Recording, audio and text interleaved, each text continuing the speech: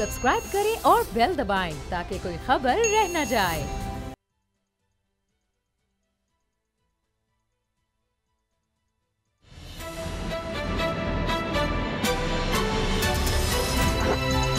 अब पता चला। बिस्मिल्लाहिर्रहमानिर्रहीम, अस्सलाम वालेकुम। मैं हूं मोहम्मद उसामा गाजी और आप देख रहे हैं अब पता चला। खबर यह है कि भारत आलमी मीडिया और इदारों की तनकीद से तवज्जो हटाने के लिए एक और फॉल्स फ्लैग ऑपरेशन की कोशिशों में मसरूफ है। मुसद्दिका ज़राए के मुताबिक भारत अक़लियतों के साथ नारवा सलूक, किसानों के एहतजाज, मकबूजा कश्मीर में बढ़ते हुए मजालिम से दुनिया की तवज्जो हटाना चाहता है और इसके लिए एक और फॉल्स फ्लैग ऑपरेशन की कोशिशों में मसरूफ है। भारत के इस ड्रामे से निपटने के लिए मुसल्लह अफवाज को हाई अलर्ट कर दिया गया है। दूसरी तरफ एक महाज सियासत में खुला है, जहां अपोजिशन बड़े बड़े दावे कर रही है, लेकिन न आर न पार। अपोजिशन की कश्ती अब भी बीच मंझधार। मरियम नवाज का एक और दावा झूठ साबित हो गया है और पीडीएम को एक और हंगामी इजलास बुलाना पड़ा है, क्योंकि फैसला करना आसान नहीं। नून लीग और पीपल्स पार्टी के अरकान असम्बली के इस्तीफे आने लगे हैं, लेकिन इसके बावजूद मुतफ़िक़ा फैसले की तलाश जोरों शोर से जारी है। अंदर की खबर यह है कि इस्तीफों के मामले पर बड़ी जमातों के बड़े तहफ़्फ़ुज़ात हैं, इख्तलाफात हैं, क्योंकि नून लीग हो या JUI या फिर अपोजिशन इत्तेहाद में शामिल दूसरी जमातें, इनके पास खोने के लिए कुछ भी नहीं। असल मसला पीपल्स पार्टी को दरपेश है। सिंध हुकूमत छोड़ना इसके लिए बड़ा इम्तिहान होगा। कल ज़राए का दावा था कि नवाज शरीफ और आसिफ जरदारी में इस्तीफे देने पर इत्तेफाक हो गया है। पहले विफाक, फिर पंजाब, फिर खैबर पख्तूनख्वा, बलूचिस्तान और सिंध में इस्तीफे दिए जाएं। लेकिन हम सवाल ये है कि क्या पीपल्स पार्टी सिंध हुकूमत छोड़ने का खतरा मोल लेगी?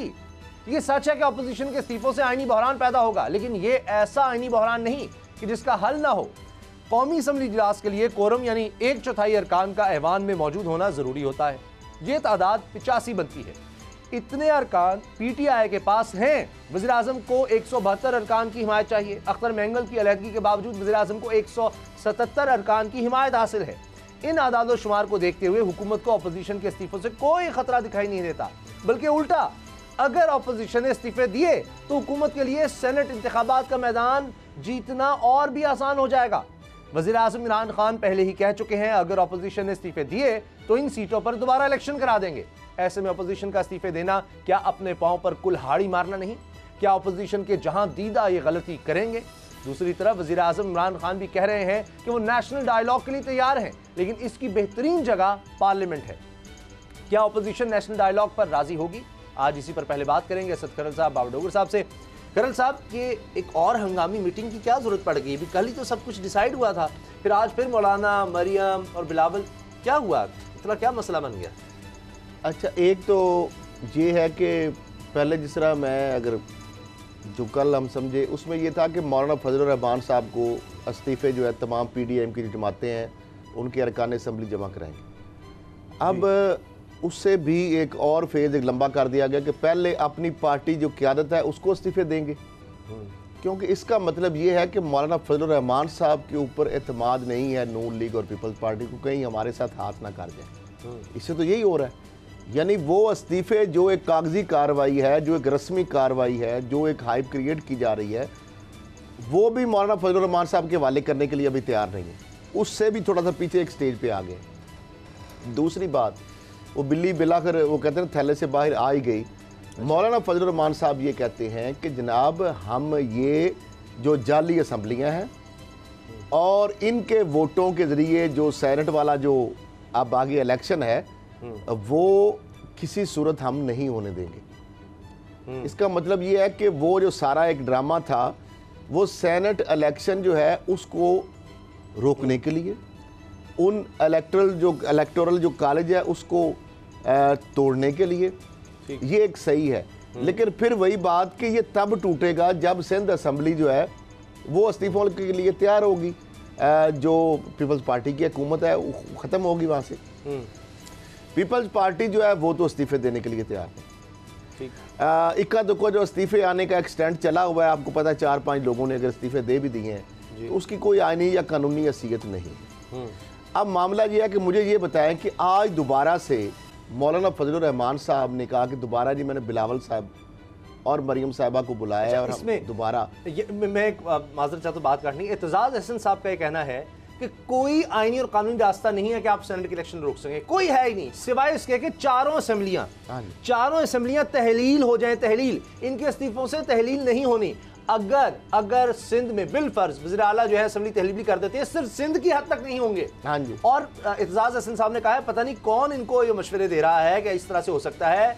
उन्होंने कहा कि ये तो वॉक ओवर, यानी इमरान खान 2/3 सीट से आ जाएंगे सेनेट में, उनके लोग, अगर इस तरह से हो गया। यही मैं कल का आपको यही बता रहा हूं कि आप ये खुद फंस गए, बंद गली में चले गए। इन्होंने ढकोसला मारा था, इन्होंने एक हाइप क्रिएट की थी, इन्होंने एक प्रेशर बम अपने तौर पर रखा था कि इस्तीफा जो है हम देंगे तो गवर्नमेंट पता नहीं घबरा जाए। अच्छा, इस पर आते हैं बाबर साहब। ये गवर्नमेंट को उल्टा फायदा हो रहा है कि अगर ये इस्तीफे देंगे तो वही इत्तेजाज हसन साहब ने उसका भांडा भी फोड़ दिया। अच्छा, है क्या कि ये तो नुकसान इनको है और इमरान खान साहब को उसका फायदा है। बाबर साहब, क्या इमरान खान प्रेशर में आ गए? उन्होंने कहा है कि नेशनल डायलॉग के लिए तो हमेशा से तैयार है, लेकिन जगह पार्लियामेंट है, ये कोई दबाव में आके उन्होंने कहा है?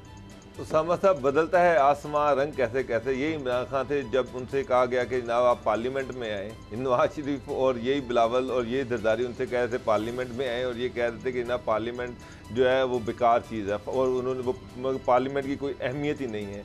और उस वक़्त फिर पार्टी और नून लीग उनसे कह रही थी कि जनाब आप पार्लियामेंट में आए। आज इमरान खान साहब जो हैं वो ये कह रहे हैं कि जनाब आप पार्लियामेंट में आए, और ये कह रहे हैं कि जी हम इस पार्लियामेंट को नहीं। इमरान खान साहब कहते हैं मैं जब भी आता हूँ ये शोर मचा देते हैं जनाब, बैठने नहीं देते। और जनाब तो इसका मतलब ये है कि आप उनसे डायलॉग ही ना करें। इमरान खान साहब को अपॉर्चुनिटी तो मिली थी, वो तो अपोजिशन के साथ बैठने को तैयार ही नहीं है। ये भी कोई एटीट्यूड तो नहीं है। अगर आप पार्लियामेंट को चलना चाहते हैं, पार्लियामेंट को लेकर चलना चाहते हैं, तो फिर आपको उन पर एतमाद करना पड़ेगा, आपको अपोजिशन लीडर के साथ बैठना पड़ेगा। अगर आप ये कहें कि मैंने इस अपोजिशन लीडर के साथ बैठना ही नहीं है, मैंने इसके साथ बात ही नहीं करनी, तो फिर तो ये सिस्टम आगे नहीं चलेगा। फिर तो इसी तरह ही होगा जो हो रहा है। फ्लेक्सिबिलिटी गवर्नमेंट को भी शो करनी पड़ेगी, और ये जो मुलाकात हुई है अपोजिशन को सुनना पड़ेगा। और आज जो मुलाकात हुई है, मैं उसका भी आपको अंदरूनी कहानी बता दूं प्लीज। मुलाकात आज मरियम और मौलाना फजलुर रहमान जो है इस्तीफों के हवाले से बहुत ज़्यादा मिसअंडरस्टैंडिंग और गलत फहमियाँ फैल गई पीपल पार्टी और नून लीग और फजलुर रहमान साहब के दरमियान। अच्छा, उस पर आज मरियम ने और मौलाना फजलुर रहमान ने बिलावल साहब को बुलाया, उनसे पूछा कि पहले आप हमें क्लियर करें कि आप PDM का हिस्सा हैं। उन्होंने कहा बिल्कुल हम PDM का हिस्सा हैं, आपको क्यों गलत फहमी है? उन्होंने कहा जी हमें गलत फहमी है कि इस्तीफों के हवाले से है। ठीक। जिस पर बिलावल ने कहा कि जनाब हमें गलत फहमी ये है कि आप ये जो आर या पार का लफ्ज़ यूज़ कर रहे हैं, ये PDM का एजेंडा नहीं है। ये आर या पार जो है ये इस तरह की बात ना करें, हमें ऑप्शन खुले रखकर चलना पड़ेगा और इस्तीफों को आखिरी ऑप्शन रखें। यानी कि अगर आप धरना दे देते और धरने में कोई एंड पे आके कोई ऐसी चीज़ आती तो उस वक्त इस्तीफों को ऑप्शन रखें। आप पहला ऑप्शन ही बात इस्तीफों की करें जिसपे हमें एतराज़ है। PDM में भी यही बात हुई थी, आसिफ अली जरदारी की जो नवाशी से बात हुई वो भी यही बात हुई थी कि अभी इस्तीफों का वक्त नहीं है, अभी इस्तीफों की बात ना करें, बाकी हम आपके साथ हैं। आप ये देखें उसके बाद जो मीडिया टॉक हुई उसमें भी बिलावल ने मरियम की तरफ देखते हुए कहा कि मरियम साहिबा PDM में हम भी आपके साथ हैं, वहाँ भी आपके साथ हैं, लेकिन आप इत्माद करें, आप PDM पे ट्रस्ट करें, आप हम पर ट्रस्ट करें। जब तक ये जो इत्माद का फुकदान है जब तक ये रहेगा PDM कामयाब नहीं हो सकती। तो एक चीज़ तो साबित होती है कि गलत फहमियाँ जो हैं वो अरूज पर हैं। PTP पार्टी ये PMLN और मौलाना फजलुर रहमान ये समझ रहे हैं कि पार्टी हमारे साथ सियासत कर रही है और फिर पार्टी जो उसका बड़ा क्लियर स्टांस है। पहली बात तो ये कि सिंध में इस्तीफों का कोई ऑप्शन नहीं है, उसकी तो बात ही नहीं करनी, उस पर तो कोई बात हो ही नहीं सकती। और नेशनल असम्बली में जो इस्तीफे हैं वो भी आखिरी ऑप्शन रखें। ये जब आप धरना दे दें, धरने के बाद आप इस चीज़ की तरफ आएँ, ये जो अभी उसकी तरफ आना है ये वो समझते हैं कि ये बात गलत है। और दूसरी बात ये है कि वो कहते हैं कि हम बिलावल ने उनको बड़ा क्लियरली कहा कि पीपल पार्टी एक डेमोक्रेटिक पार्टी है, हम जमहूरियत पर यकीन रखते हैं। आर या पार वाला ये जो ऑप्शन है ना कि जनाब आर या पार, इससे ये तासुर मिलता है कि शायद हम इस सिस्टम को डीरेल करने जा रहे हैं। तो ये सिस्टम डीरेल नहीं होना, हम किसी ऐसी चीज़ का हिस्सा नहीं बनेंगे जिससे अगर हमें पता चला कि ये सिस्टम ही डीरेल हो जाएगा।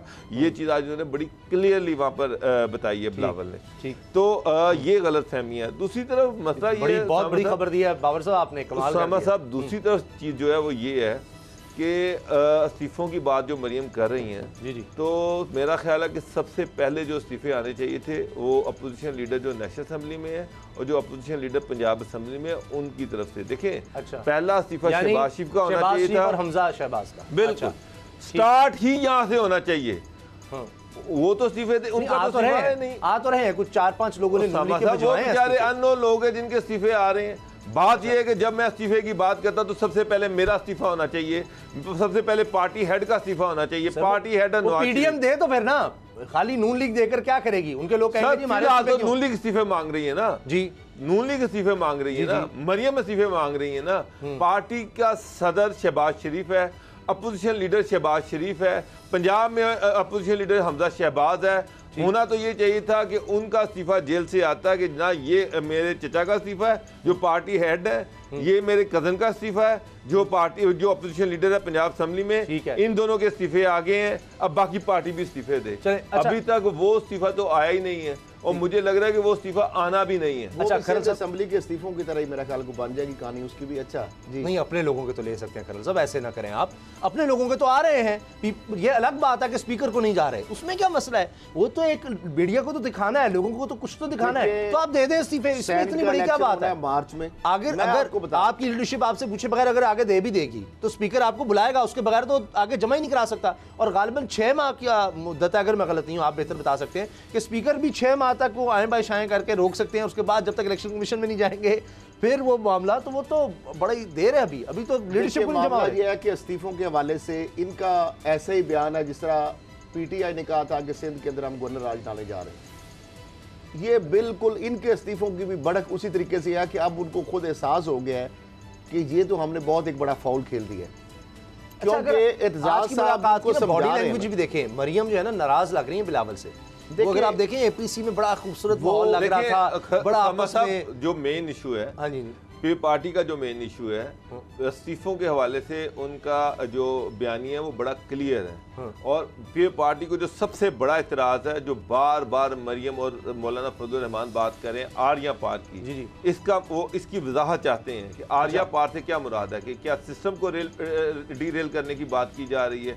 मसला ये है कि पी पार्टी चाहती कि जमहूरियत का पहिया हर सुर में चलना चाहिए और जो भी तब्दीली आनी चाहिए वो पार्लियामेंट के थ्रू आनी चाहिए।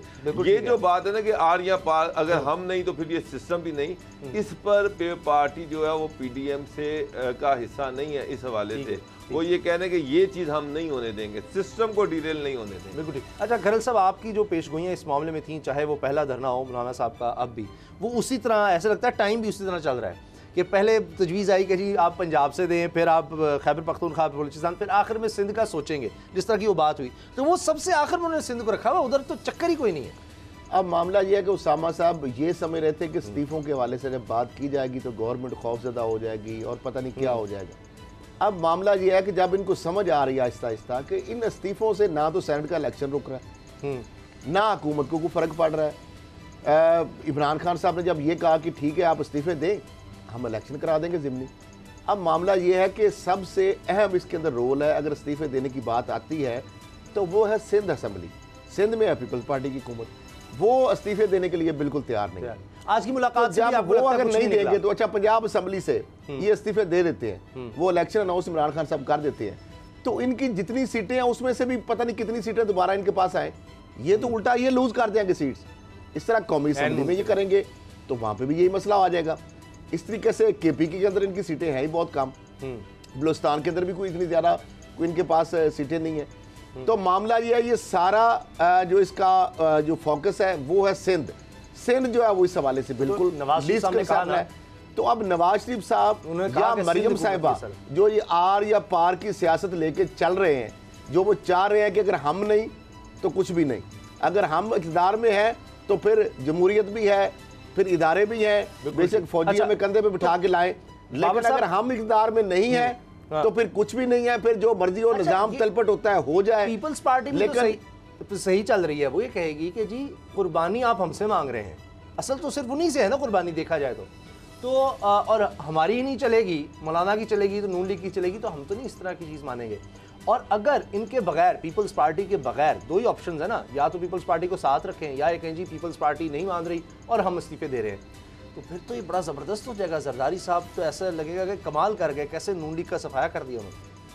उसामा साहब, नून लीग जो है ना, मरियम नवाज़ ख़ास तौर पे और नवाज शरीफ जो है, इनका जो माइंडसेट है ना वो ये है कि सिस्टम जाता है जाए, जो मर्ज़ी हो जाए, पाकिस्तान टूटता टूट जाए, ये हुकूमत नहीं रहनी चाहिए। और वो उनके ऑब्जेक्टिव जो है ना बिल्कुल ही डिफरेंट है। इसके साथ साथ कुछ बाहर से जो उनको सपोर्ट मिल रही है उस पर भी पार्टी की रिजर्वेशन है। वो ये चाह रहे हैं कि खुल के बात होनी चाहिए, नून लीग का एजेंडा क्या है, फिर नून लीग चाहती क्या है। ये बड़ी स्ट्रॉन्ग रिजर्वेशन है पीपल पार्टी की। पीपल पार्टी बहरहाल एक जमहूरी पार्टी है, जमहूरियत पर वो यकीन रखते हैं, जमहूरियत के लिए उन्होंने स्ट्रगल की है, उन्होंने वो लड़े हैं और उन्होंने शहादतें भी दी हैं। लेकिन बाबर साहब, असद खरल साहब, आप दोनों से मेरा सवाल है, अब नजर आ रहा है आपने जो कहा, आप दोनों ने जो बात कही वो 100% दुरुस्त हो रही है। पीपल्स पार्टी नहीं मान रही, नजर आ रहा है वो चीजों को डिले कर रहे हैं। अच्छा 31 दिसंबर को देखेंगे, फिर पता नहीं क्या होगा लॉन्ग मार्च के बाद। अगर वो नहीं मानती, पीपल्स पार्टी जो नहीं मान रही, तो फिर ऑप्शन क्या है? नून लीग। सर ये बिलावल ने ये नहीं कहा कि हम नहीं मान रहे, वो ये बात नहीं कर रहे। असल जो इशू है, मरियम और मौलाना बहुत जल्दबाजी में है, बहुत स्पीड में है, बहुत तेजी में है। वो पार्टी ये कह रही है कि जनाब ये जो अपनी स्पीड है ना, इसको थोड़ा सा स्लो करें। सेनेट इलेक्शन होंगे, उसके बाद क्या कर लेंगे? वो देखिए, वो ये कह रहे हैं इशू टू इशू लेके चलें। आपने लाहौर का जलसा करना है, बिल्कुल करना चाहिए। उसके बाद आपने जो भी स्ट्रेटजी है, आपने जलसे जुलूस करने हैं 31 दिसंबर तक, बिल्कुल वो करें। उसके बाद आपने धरना मार्च करना है, लॉन्ग मार्च करना है। एक मिनट, आप लॉन्ग मार्च करें। उसके बाद आप समझते हैं कि लॉन्ग मार्च जो है उससे आप प्रेशर बिल्ड होना शुरू हो गया है, तो उसके बाद आप इस्तीफों का ऑप्शन की तरफ चले जाएं।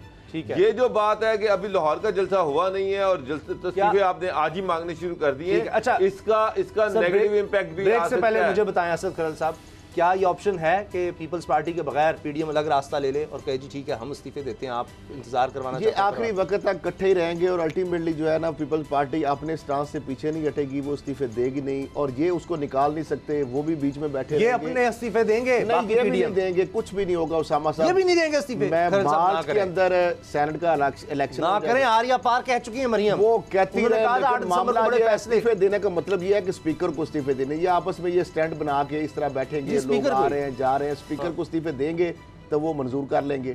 मामला ये इस्तीफे नहीं देंगे, पीपल्स पार्टी इनके साथ मिलने के लिए तैयार नहीं है, तो उसको निकाल भी देंगे फिर भी कोई फायदा नहीं है। तो लिहाजा ये एक दूसरे की मजबूरी है, एक दूसरे को साथ रखना, ये एक हिपोक्रेसी है, ये सारों को पता है। लेकिन एक सिर्फ एक हुकूमत को ये दबाव लाने के लिए ये गैर फितरी में लेकिन हुकूमत दबाव में थोड़ा सा आई है। आज इमरान खान साहब कह रहे हैं कि जी मैं पार्लियामेंट में आने को तैयार हूँ, मैं इनसे डायलॉग भी करने को तैयार हूँ। वही इमरान साहब तो पहले कह रहे थे कि हम तो इनसे बात ही नहीं करेंगे, अब वो पार्लियामेंट में आने को तैयार हो गए हैं। वो क्या ये ऑप्शन है कि पीपल्स पार्टी के बगैर पीडीएम जो है वो कहे जी हम सारे इस्तीफे दें? पीडीएम से पीडीएम पार्टी अलहदा नहीं होगी, ये मैं आपको बता दूं, पीडीएम का हिस्सा रहेगी। लेकिन वो ये चाह रहे हैं कि ये जो सारे ऑप्शंस हैं वो उसके बाद लेकिन अब देखिए ना, यही तो प्रेशर है। तो आपने खुद कहा कि मौलाना ने इसीलिए बुलाया कि जी आप हैं ये नहीं, हम हिस्सा हैं लेकिन इस तरह ना इस्तीफे मांगे। तो अगर नाराज हो जाती है मरियम, जो नजर आ रहा है बॉडी लैंग्वेज देखे ना मरियम किस तरह, वरना आपने देखा है पीसी में क्या किस तरह से मुस्कुराहटें, अकेले बैठकर खड़े होकर बातें हो रही हैं, मशवरे हो रहे हैं। आज देखें मरियम ने कल भी जो प्रेस कॉन्फ्रेंस हुई उसमें बड़ा उनका एटीट्यूड जो है बड़ा मायूस कौन और बड़ा नाराज था। पार्टी को भी बहुत ज्यादा इतराज़ात है मरियम पे, एटीट्यूड को छोड़ें। मुझे एक बात है, सबसे पहले जरदारी साहब को बिलावल को सबसे बड़ा इशू ये है कि मरियम जो है वो खुद ही पीडीएम बनी हुई है, पीडीएम बनी हुई है। वो जनाब जलसों में हर चीज का ऐलान पीडीएम इस्तीफे देगी या नहीं देगी, माइनस पीपल्स पार्टी नहीं मान रही, फिलहाल नहीं मान रही, चले यूं कह लें, क्यों कहती है कि बाद में सोचें, अभी सारी ऑप्शंस देख के उसके बाद आखिरी ऑप्शन इस्तीफे है। पीडीएम कह सकती है कि नहीं जी आखिरी नहीं, पहली ऑप्शन है, आप नहीं करते तो बाकी पीडीएम तो जा रही है इस्तीफे देने। होगा मेरा ख्याल है कि पीडीएम जो है ना उसकी मर्जी के बगैर पार्टी जो है ना उसको निकाल नहीं सकती, उसके बगैर पीडीएम का सारा जोर टूट जाएगा। पीडीएम के बाद जो सबसे बड़ा पता है वो पीपल्स पार्टी का है और पीपल्स पार्टी की मर्जी के बगैर पीडीएम कुछ भी नहीं है, पीपल्स पार्टी के बगैर पीडीएम कुछ भी नहीं है जी। उसके बगैर देखें ना इस्तीफे, अगर पीपल्स पार्टी की सिंध में हुकूमत है उसके बगैर ये इस्तीफे देंगे तो उनका लॉस अपना ही है, ये क्या करेंगे, उससे फायदा क्या? पीडीएम से निकाल सकते हैं पीपल्स पार्टी को, पीडीएम निकाल दे अगर पीपल्स पार्टी नहीं निकलेंगे भी नहीं, ना ये निकालेंगे ना वो निकलेंगे। आखिर में इसी तरीके से ये अगले इलेक्शन तक ऐसे चलता रहेगा, जूतियों में दाल बढ़ती रहेगी। और मैं समझता हूँ ये एक कोई इसका आउटकम निकलता मुझे नजर नहीं आ रहा। मौलाना साहब का तो ख्याल था कि अगले इलेक्शन पीडीएम के प्लेटफॉर्म से लड़ें, कोई ऐसी जनवरी में लॉन्ग मार्च या धरना मैं नहीं देख रहा। मार्च के इलेक्शन ट्रांसपेरेंट इसी तरीके से यानी स्मूथली हो जाएंगे सेनेट के। लॉन्ग मार्च भी नहीं नजर आ रहा आपको? मुझे जनवरी में अभी जो होता है ये मैं नहीं देख रहा। बाबर साहब, मेरा ख्याल है कि लॉन्ग मार्च होगा, लॉन्ग मार्च हो हर जाएगा, सूरत में होगा। और मीनार पाकिस्तान में तो पानी खड़ा है, यहाँ जलसा हो जाएगा, डीजे बैठे पानी वाली भी झूठी रिपोर्ट है, वो 10-8 मरले में पानी है, पूरा मीनार पाकिस्तान ये भी झूठी तो उन्होंने करना ही करना है। तो ये डीजे बैठ को क्यों पकड़ लिया बेचारे को, बाकी लोगों को पकड़ा जा रहा है, जो असल लोग हैं उन्हें मुकदमा दर्ज हो रहे हैं, ये ठीक है। एक चीज मैं आपको बताऊं, गवर्नमेंट ने अपनी स्ट्रेटेजी चेंज की है। एक तरफ गवर्नमेंट ने कहा कि जी इनको आज़ादी है, ये आए, और दूसरी तरफ ये कहा इजाज़त नहीं दी और ये कहा कि हम इनको रोक भी नहीं रहे। लेकिन वो मुल्तान वाली गलती दोहराना नहीं चाह रहे कि ये हम 3 दिन पहले इनसे लड़ाई शुरू कर दें और 3 दिन पहले इसी सारा इशू बना रहे हैं। उन्होंने आपको देखा है, रैलियाँ निकाल रहे हैं, जलसे कर रहे हैं, जुलूस कर रहे हैं, फ्री हैंड दिया गया है, लेकिन मीनार पाकिस्तान में इजाज़त नहीं दी। आप देखिएगा आखिरी दिन अल्टीमेटली साउंड सिस्टम लेके आना है, अल्टीमेटली वहाँ पर कंटेनर लगाने हैं, कुर्सियाँ लगानी हैं।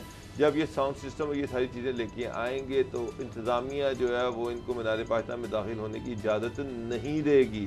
वहाँ पर साउंड सिस्टम लगने की इजाज़त नहीं देगी। तो पहले ही पकड़ दे, फिर वही उसी तरह ट्रक पर ही होगा वो, एक मेरा ख्याल है ये अल्टीमेटली ट्रक पे होना है, मीनार पाकिस्तान में उसी तरह सड़क पर लोग करेंगे। लेकिन सियासत अपनी जगह हो रही है और वबा फैलती चली जा रही है, क्यों इसका एहसास नहीं किया जा रहा? हलाकतें बढ़ रही हैं, केसेस बढ़ते चले जा रहे हैं, ज़्यादा खतरनाक कहा जा रहा है इस दूसरी लहर को। ब्रेक के बाद बात करें।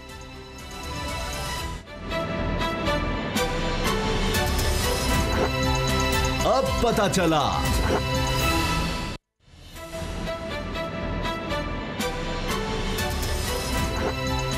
अब पता चला। कोरोना मजीद फैल रहा है। एनसीओसी में कहा जा रहा है कि मजीद लॉकडाउन करना पड़ सकता है, मजीद सख्त फैसले करने पड़ सकते हैं। असद उमर ने मीडिया को इस हवाले से आगाह भी किया है, उन्होंने अफसोस का भी इजहार किया है कि सियासी जमातों की तरफ से इस पर संजीदगी नहीं दिखाई जा रही। अफसोस का इजहार किया है कि मैरिज हॉल्स हमें बंद करने पड़े, स्कूल्स बंद करने पड़े, तिजारती मराकज़ पर हमें पाबंदियाँ लगानी पड़ी, रेस्टोरेंट्स को बंद करना पड़ गया। लेकिन असद खरल साहब, अब जब टीवी पर ये नज़र आ रहा होगा कि जलसे हो रहे हैं, 10-20 हज़ार लोग इकट्ठे हो रहे हैं, कॉर्नर मीटिंग्स हुई, मरियम ने खुद कहा हर हल्के में जाएंगी, फूल निछावर हुए, नोट फेंके गए, वो पता नहीं फिर जाली निकले, खैर। तो ये जब हो रहा होगा तो एक आम आदमी, और लाहौर के जो जितने भी चैनल्स हैं, जो लोकल चैनल्स हैं, स्टेशंस हैं, उन पर तो मुसलसल 24/7 कवरेज होगी ना, तो वो तो फिर ये देख रहे हैं कि कहाँ आपके जहन में क्या जा रहा है कि कोई ऐसा तो मसला नहीं है, सब तो बाहर निकल रहे हैं। तो उसके बाद आप कैसे अमल दरामद करवाएंगे, लोगों को कैसे बताएंगे कि एहतियाती तदाबीर? देखिए, असद उमर ने जो बात की है ना, एक तो उन्होंने जो मिसाल दी है कि जिस तरीके से पाकिस्तान में जब कोरोना आया तो पाकिस्तान के जो इक़दामात थे उस हवाले से बिल गेट्स ने, आपने देखा, WHO ने, वर्ल्ड इकनॉमिक फोरम ने पाकिस्तान के जो इक़दामात थे उसको सराहा, अप्रिशिएट किया और पाकिस्तान को इस हवाले से उसकी जो है पजीराई मिली। लेकिन अब असद उमर साहब कह रहे हैं, एक तो जिस तरह आपने अभी बताया कि 60 हलाकतें हुई हैं इंतहाई मुख्तर अरसे में, और दूसरा ये लहर जिस तरह लग ये रहा है कि पहले से ज़्यादा ये ख़तरनाक है, लेकिन उतनी ही जो अमल दरामद है वो ना होने के बराबर है। और इस पे आप देख लें कि जलसे हो रहे हैं, वो ओवरऑल भी SOPs पे कहाँ हो रहा है अमल दरामद। ये जलसों को अगर निकाल भी लिया जाए, शॉपिंग मॉल आप देखें, मार्केट्स के अंदर जाएं, बाज़ारों में जाएं, सड़कों पे जाएं, बेहंगम जो है लोग, रश है बाज़ारों के अंदर, शॉप्स के अंदर, कोई आपको कोई मास्क नज़र खाल खाली कहीं आएगा, कोई सैनिटाइज़र का कोई सिस्टम नहीं है। तो अब मामला ये है कि जिस तरीके से ये एक वबा है, आलमी वबा है, अब इसके ऊपर भी मेरा ख्याल है सियासत हो रही है। और जिस तरह 2 दफ़ा हुकूमत ने बुलाया है कोरोना के हवाले से, तो अपोजिशन इसके अंदर नहीं गई। अब देखें इससे ज़्यादा और क्या, और आवाम जो है उनकी ज़िंदगियाँ जो झोंक रहे अपने जो पर्सनल वेनिटा के अंदर, आवाम को जनाब उन्होंने उनकी ज़िंदगियों से खेल रही है अपोजिशन भी। तो अपोजिशन को भी चाहिए कि ये जो वबा, जब तक ये ख़तरा टल नहीं जाता, जलसों को आगे कर देने से कोई मसला नहीं हो जाएगा। या तो ये अपोजिशन को अगर यकीन दानी किसी ने करा दिया है कि जी आपने जलसे करने हैं, तो उसके बाद जनवरी में हुकूमत चली जानी है, तो फिर ज़रूर करें आप। अगर आपकी इस तरह की कोई यकीन दहानियां थी, अगर इस तरह की आपकी कोई चीज़ किसी ने यकीन दानी, तो फिर मैं आप नहीं अरमानों पे पानी डालना चाहता। लेकिन अगर आपको पता है कि ये कुछ भी नहीं होना, और आपको दिल से पता है, और आवाम को बेवकूफ़ बनाने के लिए आप उनकी ज़िंदगियों को ख़तरे में डाल रहे हैं, तो फिर आपको भी कुछ सोचना चाहिए। ये कोई भी सियासी पार्टी लीडरशिप, कोई भी अवामी जो शख्स अपने आप को कहेगा जी मैं अवामी लीडर हूँ, अवामी रहनुमा हूँ, अगर वो जिंदगियों से खेल रहा है तो फिर वो काहे का रहनुमा है। ख्वाजा आसिफ साहब ने, बाबर डोगर साहब, कल किसी प्रोग्राम में कहा कि जी इससे खतरा है, यकीनन वबा फैल सकती है, लेकिन रिस्क लेने पड़ते हैं। बाज़ औक़ात कुछ ऐसे मामला रिस्क लेने पड़ते हैं। इस हुकूमत को नहीं हम बर्दाश्त कर सकते, इसके लिए ये रिस्क है उनके लिए। वैसे उसामा साहब, अपोजिशन तो कह रही है आर्मियाँ पार, वो तो ये नारा लगा के आ रहे हैं। और मुझे एक बात बताएं, मेरा सबसे बड़ा सवाल तो हुकूमत से है कि कोरोना बढ़ रहा है, डेथ्स बढ़ रही हैं, ज़ुबानी जमा खर्च किया जा रहा है, हुकूमत ने अभी तक कोरोना को रोकने के लिए कौन से कंक्रीट इकदाम किए? डीजे भट्ट को पकड़ा है, उसको गिरफ्तार क्या बात है, डीजे भट्ट ही पूरे शहर में नजर आए इनको पकड़ने के लिए। मॉल्स में चले जाएं, शादी हालों में चले जाएं, मार्केटों में चले जाएं, जहां मर्जी चले जाएं, आप देखें कि लोग की कोई मास्क नहीं पहन रहा। यहाँ तो गवर्नमेंट सीरियसली कहे कि जो घर से मास्क पहन के नहीं निकलेगा उसको पकड़ लिया जाएगा, उसको अरेस्ट कर लिया जाएगा। लोगों को वार्निंग दें, लोगों को सेंसिटाइज करें, ये आपको करना पड़ेगा। फोन पर आपके भी मेरे भी फोन में आए, आपको बेल की जगह पर यही आएगा जी कोरोना की वबा फैल रही है, बिल्कुल आपके फोनों पे ही होगा, एनेक्टमेंट नहीं होगी। आप आज इमरान खान साहब सियालकोट में थे, चैम्बर ऑफ कॉमर्स की मीटिंग हो रही थी, उसमें उन्होंने वहाँ पे गए हैं। आप कितने लोगों ने वहाँ पे मास्क पहना हुआ था? गवर्नर हाउस में आज एक मीटिंग थी, 400 बंदा था, मुझे तो किसी एक ने मास्क पहना नजर नहीं आया। उसामा साहब, गवर्नमेंट जब ये कहती है कि कोरोना बढ़ रहा है, डेथ्स बढ़ रही हैं, एनसीओसी की मीटिंग में ये वार्निंग दी जाती है, तो उसका मतलब ये है कि इस पर अमल दरामद करवाया जाए। अमल दरामद उस वक्त होगा जब हुकूमत स्टेप्स लेगी, कानून पर अमलदारी करवाएगी। आपको ये मस्ट करना पड़ेगा कि हर बंदा मास्क पहने। गवर्नमेंट को चाहिए कि गवर्नमेंट कहती है हमारे के साथ पुलिस वाला नहीं खड़ा कर सकते, वो ये जवाब दे देते हैं कि जी हमारे के साथ क्या साहब, पंजाब की, लाहौर की 90% आबादी जो है वो तो मास्क पहन ही नहीं रही। ना उनको कोई पुलिस वाला पूछता है, ना कोई पूछने वाला है। आप दुकानों के बाहर लिखा होता है मास्क पहनने, अंदर सारे लोग बैठे हुए हैं, कोई किसी ने मास्क नहीं पहना हुआ। जब सर आप सिर्फ कोरोना यही कहे, आप हर टाइम यही कहते रहेंगे। अब ये चीज़ तो ये तासुर फैल गया कि गवर्नमेंट जो है कोरोना को बढ़ा चढ़ा कर इसलिए पेश कर रही है कि शायद अपोजिशन का जो जलसा है 13 दिसंबर का, उसको रुकवाने के लिए कोशिश की जा रही है।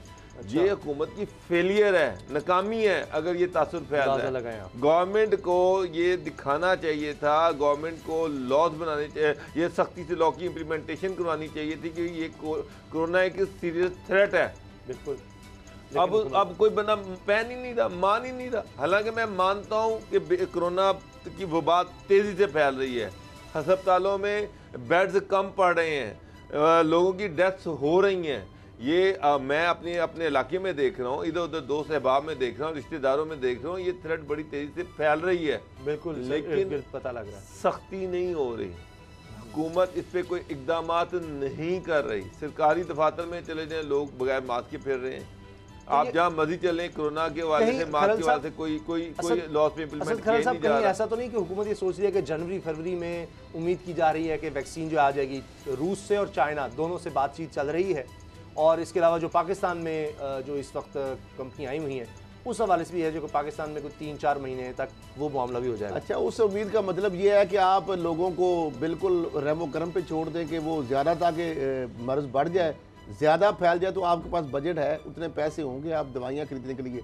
पहले इतने लोग लाखों मुतासर हो चुके हैं, और अगर आप ये मज़ीद संजीदगी का मुजाहरा नहीं करेंगे तो अगर लोगों की तादाद लाखों से करोड़ों में कहीं पहुँच गई जाके, अल्लाह रहम करे, तो फिर आपकी दवाई खरीदने के लिए आपके पास तो वो बजट भी नहीं होगा। नहीं, इससे ज़्यादा उनको बजाय ये आप उम्मीद लगाए बैठे हैं कि अब दवाई आ रही है इसलिए लोगों को खुला छोड़ दे, तो अल्लाह के रहम करम पर छोड़ दे, मतलब कोई उसके लिए इकदाम ना करे। मुझे बताएं ना कि जो डॉक्टर साहब भी बात कर रहे हैं कि इकदाम हुकूमत की नज़र तो आने चाहिए ना।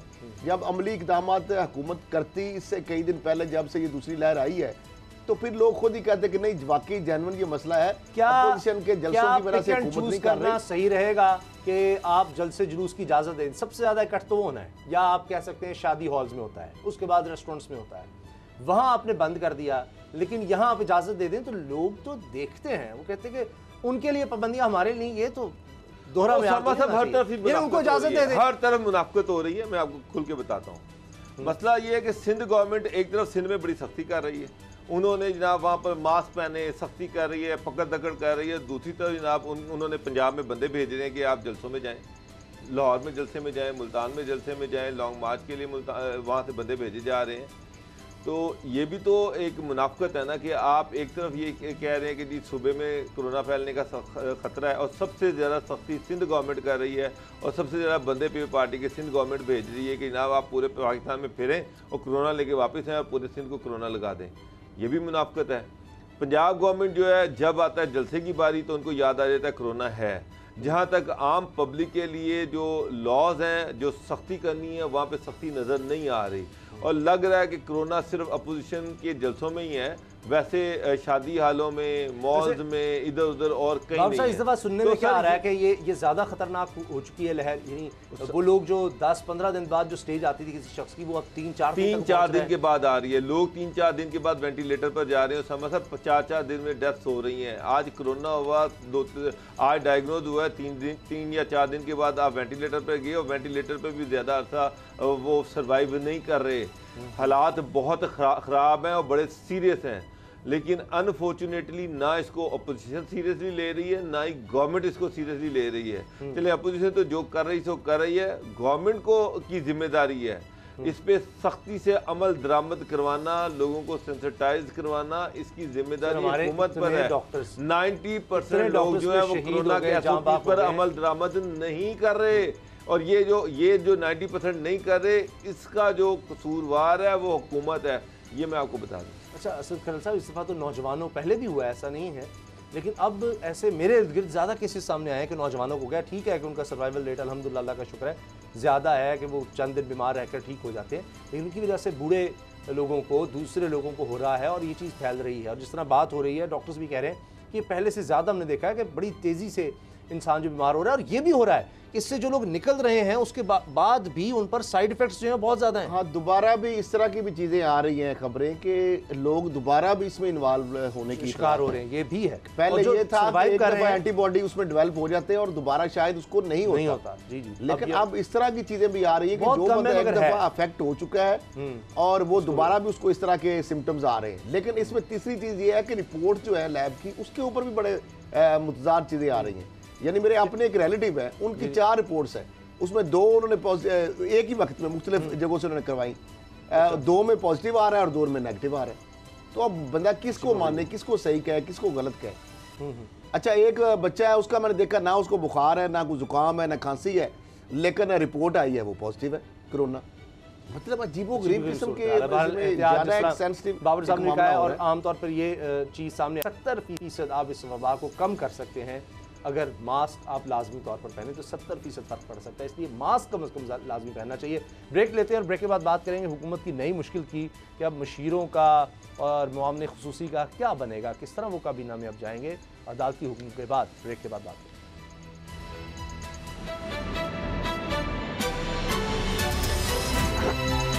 अब पता चला।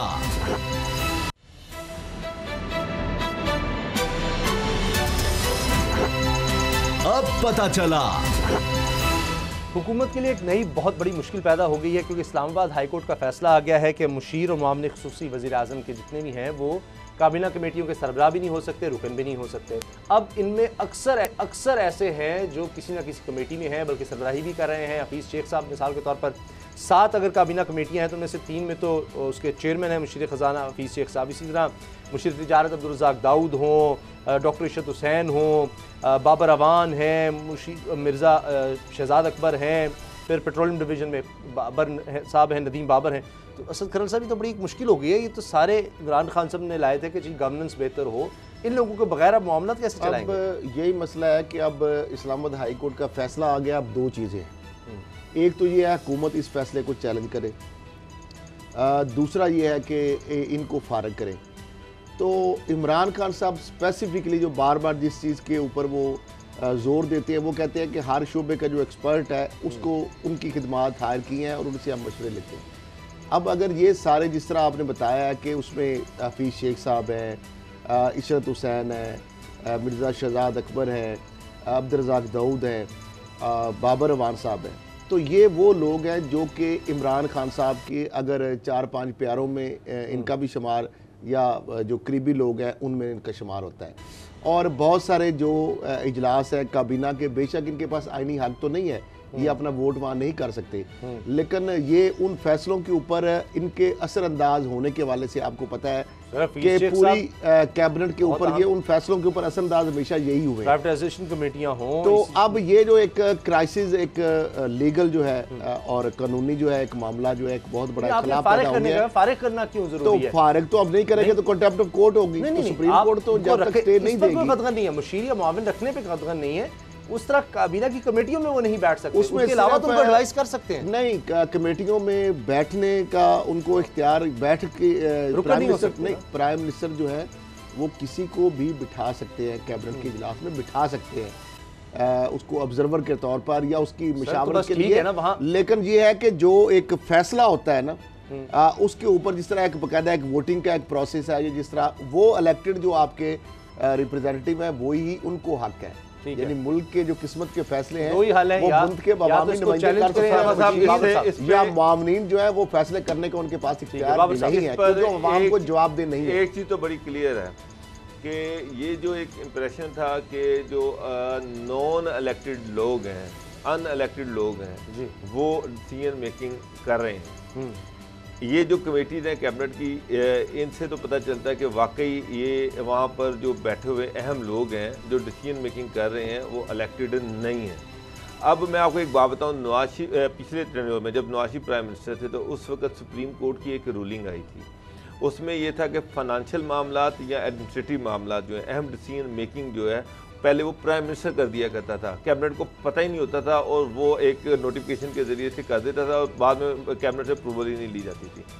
जिस पर सुप्रीम कोर्ट ने कहा कि जनाब कोई भी फाइनेंशियल जो और एडमिनिस्ट्रेटिव इशू है उसकी अप्रूवल गवर्नमेंट दे सकती है और गवर्नमेंट से मुराद कैबिनेट है जो इलेक्टेड है, उसकी अप्रूवल के बगैर कोई एडमिनिस्ट्रेटिव या फाइनेंशियल इशू जो है, मैटर जो है वो अप्रूवल वो नहीं इम्प्लीमेंट हो सकता। ठीक, उसके बाद एक और जो शहबाज शरीफ और नवाज शरीफ को तो आदत ही नहीं है कैबिनेट से अप्रूवल लेने की, उन्होंने फिर एक और तरीकाकार निकाला। तरीका ये निकाला कि उन्होंने कैबिनेट की जैली कमेटियाँ बना दी छोटी छोटी और उनको कहा गया कि कंसिडर्ड एज अ कैबिनेट। मतलब इसहाक डार साहब बेतहाशा कमेटियों के हेड बना दिए गए और वहाँ पर दो चमचे किस्म के मेंबर साथ मिला दिए गए और वो 3 रुकनी कमेटी जो थी वो अहम इश्यूज़ पे, उसमें प्राइम मिनिस्टर मेंबर है, इसहाक डार है और 2 और डाल दिए और जनाब वो अहम इश्यूज़ पे जो है वो डिसीजन मेकिंग कर रही है और यही कंसिडर किया जाता था जी इनको कैबिनेट की अप्रूवल हासिल है। हालांकि कैबिनेट की अप्रूवल नहीं होती थी, वो सिर्फ 3 बंदों का डिसीजन होता था।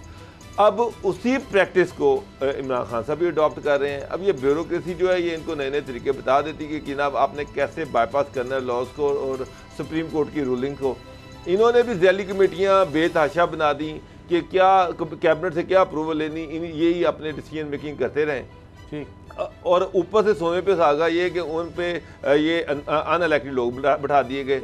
अगर मेरी एक बात सुन ले सर, अगर हफीज शेख साहब इतने ज़रूरी हैं, इतना ही अहम है तो फिर उनको सेनेटर बना दें। फिर आप क्यों उसको इलेक्टेड हो जाएगा, आप उसको सेनेटर भी नहीं बना रहे और सारी पाकिस्तान की अहम डिसीजन मेकिंग जो कैबिनेट की अप्रूवल है बाकी सारे मेंबर्स को बताए बगैर जिस चीज़ पे वो चाहे अप्रूवल ले लें। ये 3-4 बंदे आप देखें कि मशीर ख़जाना जो है हफीज़ शेख साहब हैं, उनके अंडर जो बंदे बैठे हुए हैं वो भी वही हैं। रज़ाक दाऊद साहब उसके मेंबर हैं, उसके बाद जनाब डॉक्टर इशरत हुसैन उसके मेंबर हैं। हर कमेटी में यही फॉर्मेशन है। चेयरमैन रज़ाक दाऊद वो हैं इशरत हुसैन, क्या नाम है उसका, हफीज़ शेख साहब, उसके मेंबर जो हैं वो हर कमेटी में जो है उसके नीचे रज़ाक दाऊद साहब हैं, इशरत हुसैन साहब हैं और इस तरह से ये एक ही लोग हैं और ये 3-4 बंदे जो हैं ये पूरे मुल्क की इकोनॉमी जो है उस पर अहम डिसीजन मेकिंग कर रहे हैं और बेचारे जो बाकी मिनिस्टर्स हैं उनको पता ही नहीं है कि हो क्या रहा है सर। तो सर ये भी बड़ी ज्यादती है। अक्सर मिनिस्टर्स जो हैं वो उनको ये जो चीजें आ रही है ना असल चीज है, अब वो चलाने के लिए एक्सपर्ट्स तो चाहिए सर। एक्सपर्ट्स चाहिए तो एक्सपर्ट्स का एक तरीकाकार जो है वो ये है कि अल्टीमेटली लोगों ने जो गवर्नमेंट पीडीएम ने लॉन्ग मार्च आगे भेजा है का ऐलान कर दिया जी। पीडीएम का लॉन्ग मार्च जनवरी के आखिरी हफ्ते में होगा जी, मियां इफ्तिखार हुसैन साहब ने कह दिया। चलें जी, अब मसला ये है कि पीडीएम का पहले मरियम साहबा की इस हवाले से शिकायतें लगाई गई कि मरियम साहबा पीडीएम के इजलास से पहले ही खबरें लीक कर देती हैं। अब मियां इफ्तिखार साहब ने कहा है, ये किस बेस पे कहा है सर वो कि तो जनवरी के वो आखिरी तो हफ्ते तर्जमान में है ना पीडीएम के, बकायदा तो उनको मुकर्रर किया गया है। अब इसलिए जनवरी का आखिरी हफ्ता भी आ जाएगा। हम नहीं भी वो इधर हैं, स्टेयरिंग आप भी कमेटी का इधर हैं। इजलास खत्म हुआ है, उसके बाद वो कह रहे हैं चले जनवरी का जनवरी में लेंगे, उन्होंने पता ऐलान चल कर दिया जाएगा। 31 दिसंबर तक मौलाना को इस्तीफे जमा करवाने हैं। और मुझे तो जो अभी तक जो इस्तीफे आ रहे हैं उसमें किसी मेन बड़े आदमी का इस्तीफा नहीं आया उसामा साहब। मैंने अभी पॉइंट आउट किया ये भी वो है जो उनकी लीडरशिप को आ रहे हैं, ये वो अब ये जो को नहीं जा रहे। बताया शाहिद खान अब्बासी का इस्तीफा कहाँ पर है, उन्होंने अभी तक इस्तीफा क्यों नहीं दिया, ख्वाजा आसिफ साहब ने क्यों नहीं दिया। उसके बाद जनाब जो हैं मेरा ख्वाजा आसिफ साहब हैं, राना तनवीर साहब हैं, ख्वाजा साद रफीक हैं, ये जो बड़े बड़े नाम हैं ये क्यों नहीं राना सनाउल्लाह हैं, उन्होंने अभी तक इस्तीफा नहीं दिया। एहसन इकबाल ने इस्तीफा नहीं है, वो सेक्रेटरी जनरल हैं। राना सना पंजाब के सदर हैं। आप छोटे छोटे लोगों से इस्तीफे मांग रहे हैं। सरकार होना तो ये चाहिए था, पहला इस्तीफा शहबाज शरीफ, दूसरा इस्तीफा जनाब वो आता हमजा शहबाज, तीसरा इस्तीफा जो है वो राना सनाउल्लाह, चौथा इस्तीफा जो था एहसन इकबाल, उसके बाद फिर जनाब इस्तीफों की लाइन लग जाती है। ये लॉन्ग मार्च यहाँ पर वो बेचारे जिनको जानते कोई नहीं है, उन पे प्रेशर डाल के उनसे इस्तीफे लिए जा रहे हैं। लॉन्ग मार्च जो है जनवरी के आखिरी हफ्ते में होगा, ये अपना मकसद हासिल कर सकेगा। मकसद है वैसे इनका क्या, सिवाय अपने केसेस से जान छुड़ाने के लिए और तो कोई मकसद वहां जाकर बैठेंगे शायद, तो वो कह रहे हैं हमारा हुकूमत मकसद है तो माफिया को जिस तरह खत्म बता रहे हैं कि हुकूमत जो है हम फारग करके आएंगे तो जनवरी की आखिरी हफ्ते में, जनवरी लेकिन इन्होंने माफिया अभी को तक खत्म ये करना। क्लियर नहीं किया कि लॉन्ग मार्च किस साइड पे करेंगे, कहाँ करेंगे। लॉन्ग मार्च ख्याल है इस्लामाबाद की करना है, तरफ। इस्लामाबाद और वो में लॉन्ग करना है, मार्च होगा, रावलपिंडी उसको में धरने करना है। में रावलपिंडी की करेंगे। एक अपनी अहमियत है, इस्लामाबाद की एक अपनी अहमियत है। जो इनका अभी तक बयानिया वो ये था कि जी हमने डी चौक नहीं जाना, डी चौक में जब जाएंगे तो मुज़ाकर हुकूमत से करने पड़ेंगे। हम हुकूमत से मुज़ाकर करना नहीं चाहते, हम जिनसे मुज़ाकर करते हैं वो रावलपिंडी में बैठे हुए हैं, चाह रहे हैं, तो हम रावलपिंडी की तरफ जाएंगे। अब ये क्लियर होना है कि ये आखिरी हफ्ते में जो लॉन्ग मार्च, ये बड़ा ऐलान आ गया पीडीएम की तरफ से। अब सारी तवज्जो उस तरफ हो जाएगी। इस्तीफों का हमने आपको अभी सिर्फ लीडरशिप तक जाने हैं, बाद आगे बात स्पीकर तक वो बहुत दूर है। प्रोग्राम देखने का शुक्रिया, इजाज़त दीजिए, अल्लाह हाफ़िज़।